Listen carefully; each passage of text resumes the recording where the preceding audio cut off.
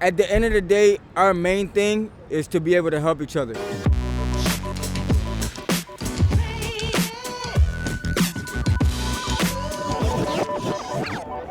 Are there any big ideas or plans that you want to put into place right now?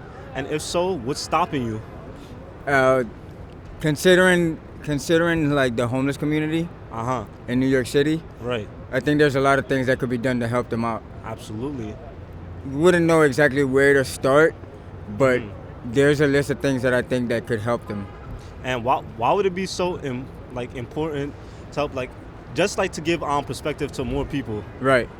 Why would it be so So important? it's important that we help each other out. I feel like our purpose on earth is to help each other out. Right. Right? Because we ignore each other a lot. Exactly, we do. Yeah. Like my problems might not make, any sense to anybody else. Like Right. it might not affect you because it doesn't hit home. But walking by and seeing somebody on the street hurting, hungry, cold, I might be able to help them here or there. I might Right. not be able to give them a house or Right. a car or a job, but I could run to Whole Foods, probably grab like a banana or an apple. Be like, here, that might hold them for like a couple hours. You never know. Right. Other things that are beyond my control are just beyond my control. If you had a better way to if there was a place to get more involved with helping that community, like where would you go? How would you get more involved with like assisting the homeless community? If possible? I'd probably go to the inner city, where most homeless people are prevalent, like in the train stations, where they're sleeping overnight. Right. They're probably sleeping on the train. Right. Sleeping outside of the train station. Right. Places like that where you could find where people are seeking refuge. One right. from the cold, and two from probably like the authorities. Like they don't want to be seen by, police officers who might, Right.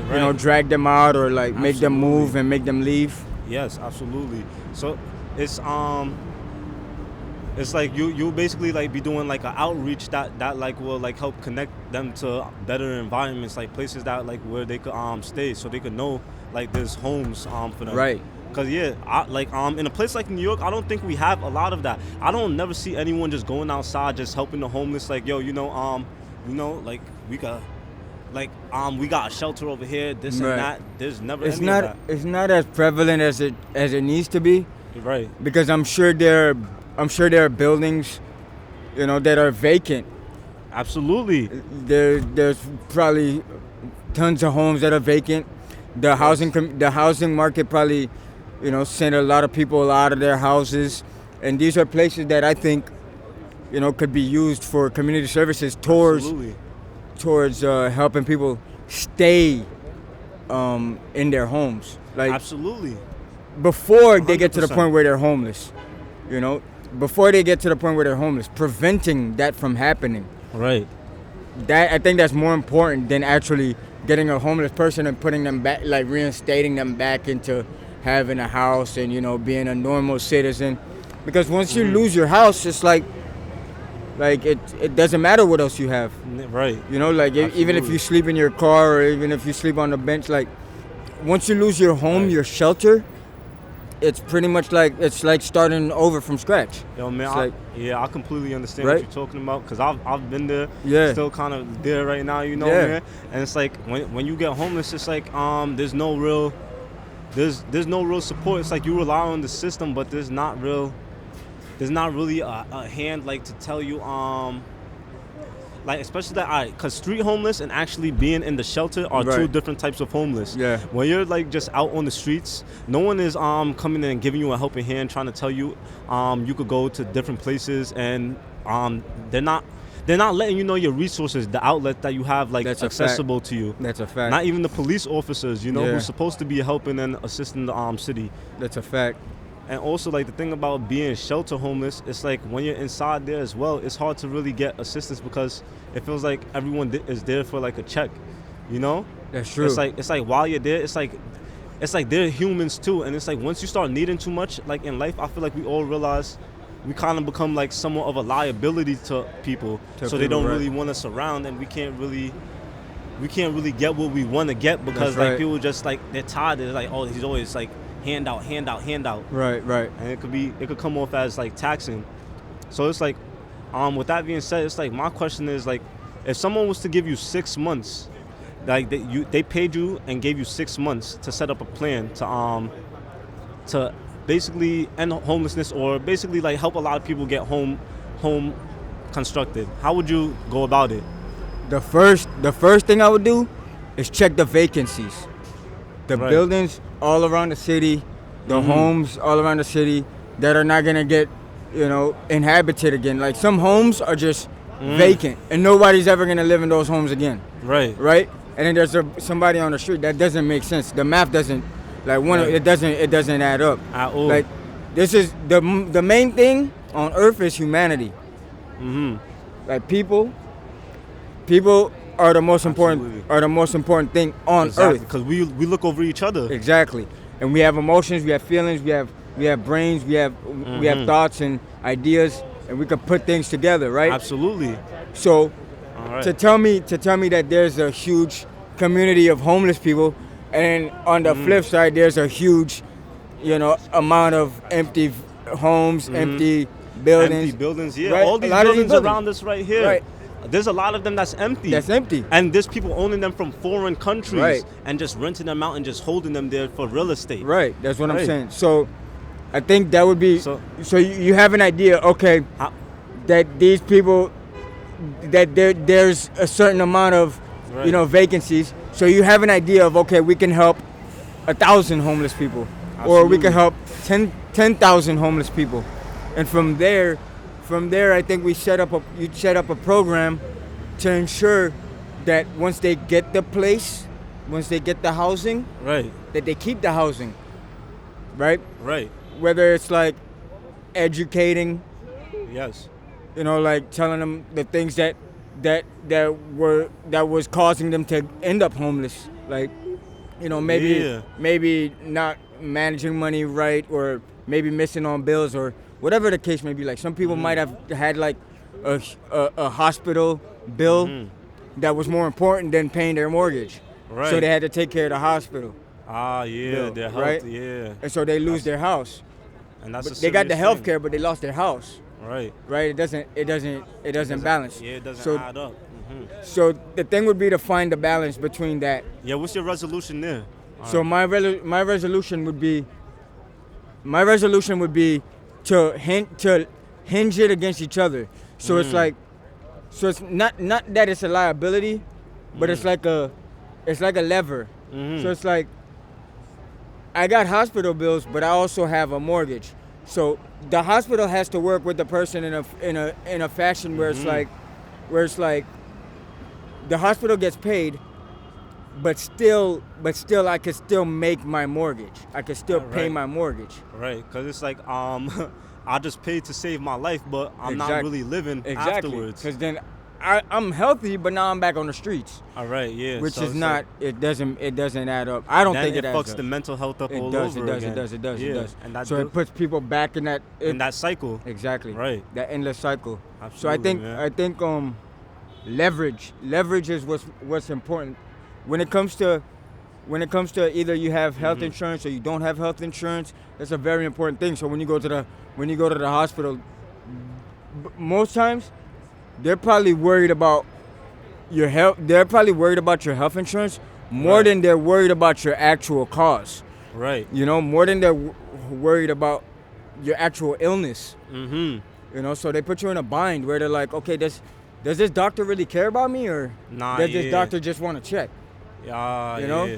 So you want to be in a situation where it's like, we're all people, we're humans, and we can all relate to each other. There's no such. I don't think there's anything like social class. Yeah.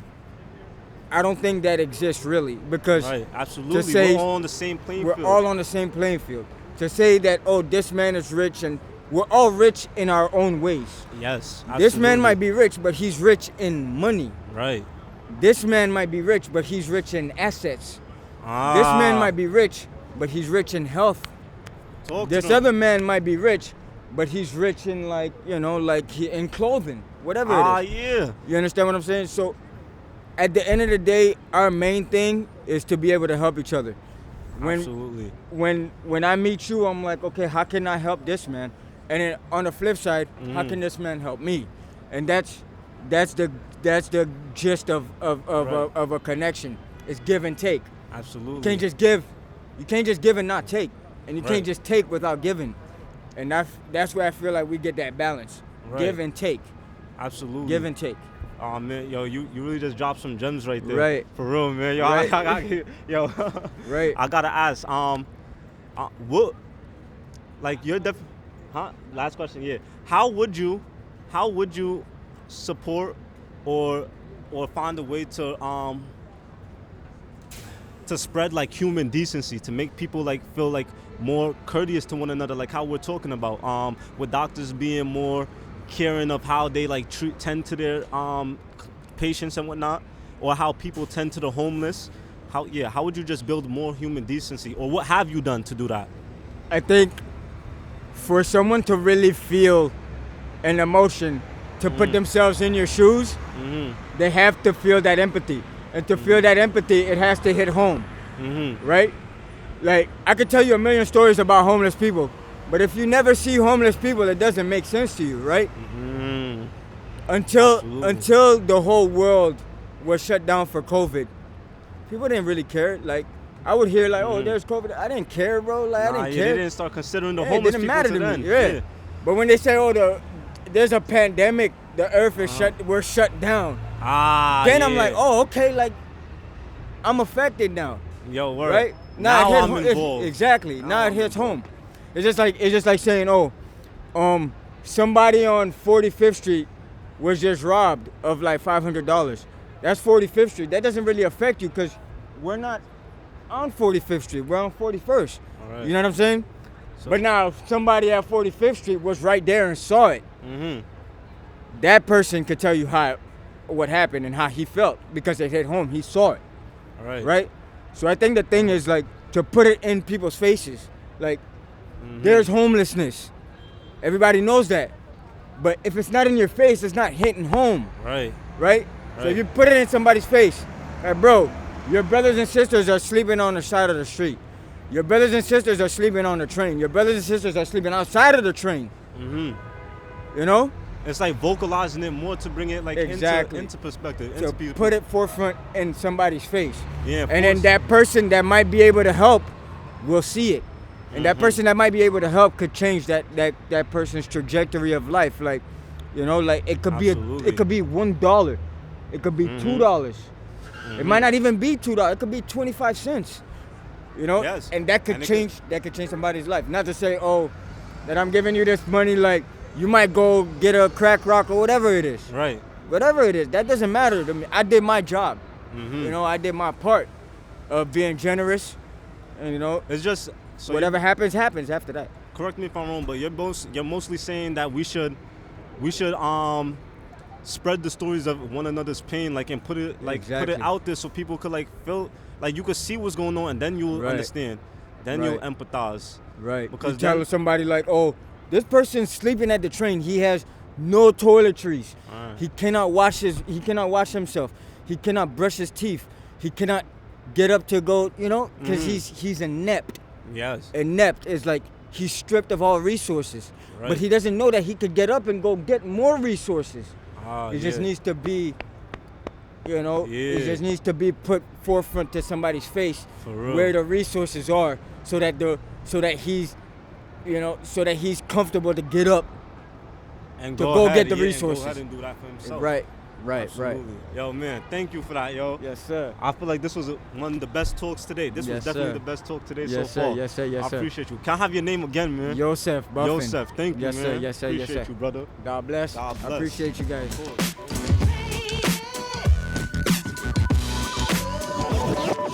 course.